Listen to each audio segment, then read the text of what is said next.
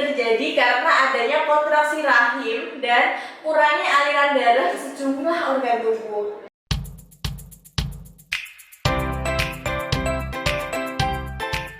Hai, selamat datang di Bidan Intan. Bidan Intan memberi ketenangan. Tenang ya bun, semoga selalu diberikan kesehatan dan keceriaan. Semoga selalu sehat. Kita bertemu lagi di video kali ini. Nyeri perut saat menstruasi pasti dialami oleh perempuan ya. Dan sebenarnya nyeri perut ini saat menstruasi itu adalah hal yang normal, atau justru itu merupakan tanda-tanda yang membahayakan ya kan? Nah, pertanyaan-pertanyaan itu hampir menjadi kekhawatiran setiap perempuan, mulai dari remaja sampai usia dewasa. Ubit, aku kalau mens tuh nyeri perut sampai 2 hari itu gimana ya?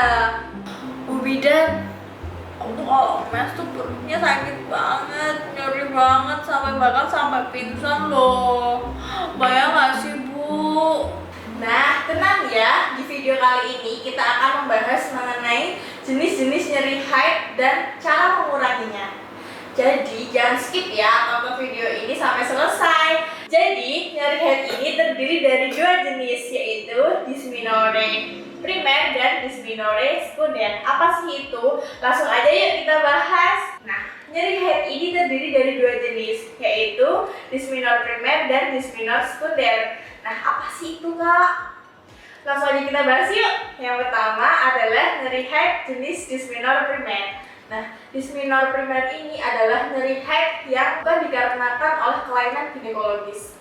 Kelainan ginekologis itu adalah adanya penyakit yang berkembang di organ reproduksi wanita. Nah, jenis-jenis nyeri haid dysmenorrhea primer ini tidak disebabkan karena adanya penyakit, tapi itu merupakan proses menstruasi yang normal. Nyeri haid ini terjadi karena adanya kontraksi rahim dan kurangnya aliran darah ke sejumlah organ tubuh.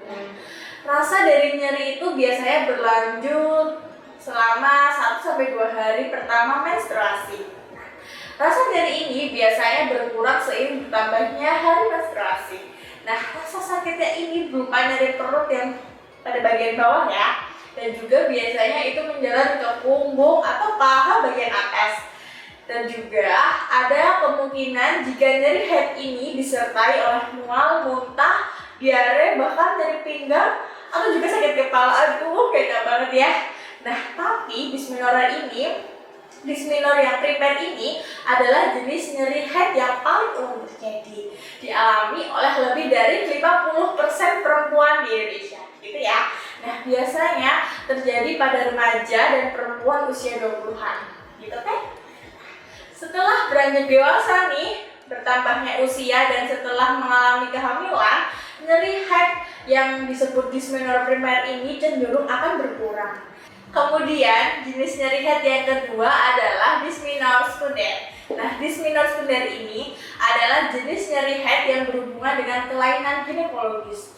Artinya ada penyakit yang sedang berkembang di dalam organ reproduksi wanita tersebut. Gejala-gejalanya apa aja sih? Gejala-gejala yang sering terjadi antara lain, nyeri haid yang berdurasi lebih lama dari nyeri haid normal biasanya.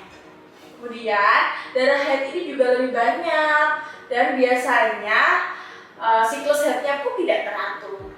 Selain itu juga nyeri haid ini berhubungan saat hubungan seksual ini pun juga nyeri. Nah, hal itu disebabkan oleh beberapa hal gitu ya. Antara lain adanya fibroid atau tumor jinak yang berkembang atau menempel di dalam dinding rahim dari perempuan tersebut. Lalu adanya endometriosis.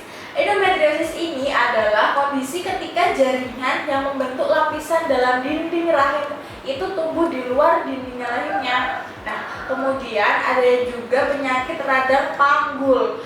Nah, adanya kista juga berpengaruh ya, atau tumor ovarium. Nah, itu tadi adalah penjelasan tentang jenis-jenis nyeri haid. Nah, sekarang Intan akan kasih tips untuk mengurangi rasa nyeri haid. Untuk mengurangi rasa nyeri haid ini, ada beberapa cara nih yang bisa diterapkan. Yang pertama, kompres perut dengan lap yang hangat atau bisa menggunakan botol yang berisi air panas atau air hangat dan diletakkan di bagian perut. Nah, cara ini bermanfaat untuk mengendurkan Yang kedua adalah rajin berolahraga ya. Olahraga itu nggak harus berat-berat kok, cukup olahraga ringan-ringan saja seperti yoga, jalan santai, bersepeda, sudah cukup. Dan juga menjaga pola hidup yang sehat dan juga memperbanyak air minum.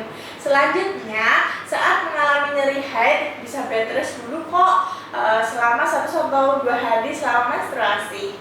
Bisa juga nih minum obat pereda nyeri, tapi sesuai anjuran bidan dokter ya.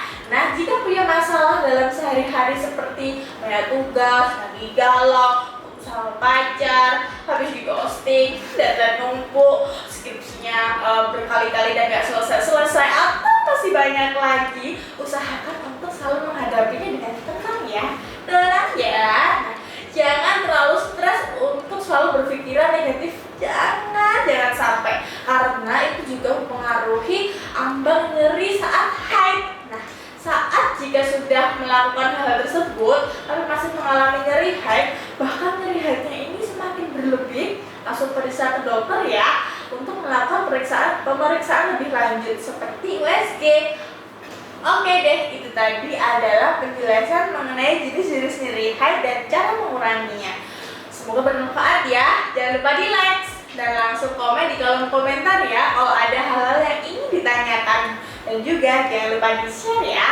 Dan langsung juga tekan tombol subscribe supaya tidak ketinggalan di video-video selanjutnya. Sampai jumpa di video selanjutnya. Bye.